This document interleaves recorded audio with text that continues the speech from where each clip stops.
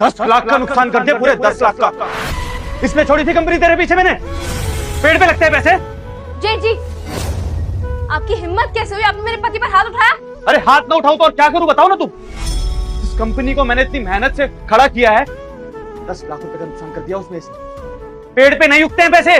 कौन सी बड़ी बात है, कौन सा पहाड़ तोड़ दिया मेरे पति ने? 10 लाख रुपए का ही तो लॉस कराया है। कैसे बात कर रही हो तुम?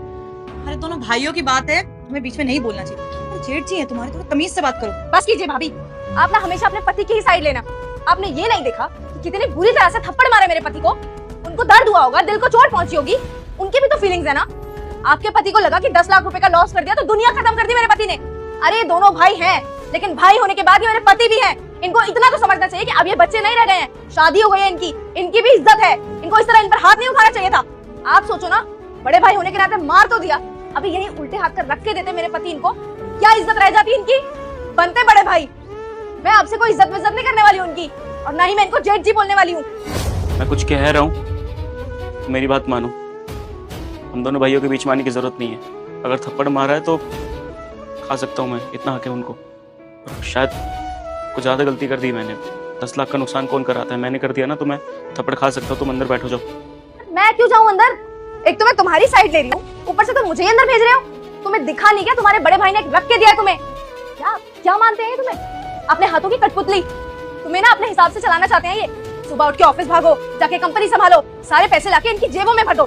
छोटी छोटी चीज के लिए भी ना मेरे पति को तुमसे पूछना पड़ता है। अरे बस करो यार, कितना बोलोगे? और घर में कलेश करवाने, लड़ाई करवानी है क्या?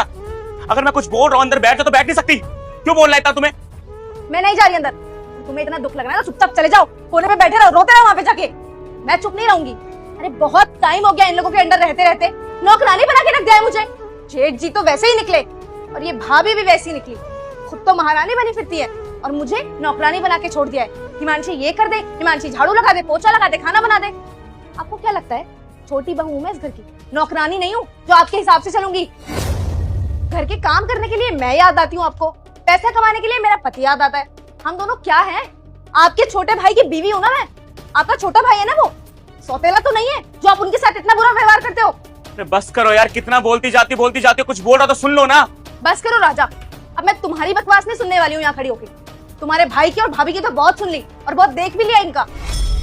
मुझे ना इस घर में रहना ही नहीं है। अब तक जितना रहना था सहना था सह चुकी। अब मुझे इस घर में बंटवारा चाहिए।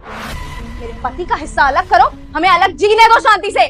जब अलग अलग बना के खाएंगे ना, रसोई अलग हो जाएगी, तभी इनकी अकल ठिकाने आएगी। बटो चेतना, एक सेकंड मुझे बात करने दो।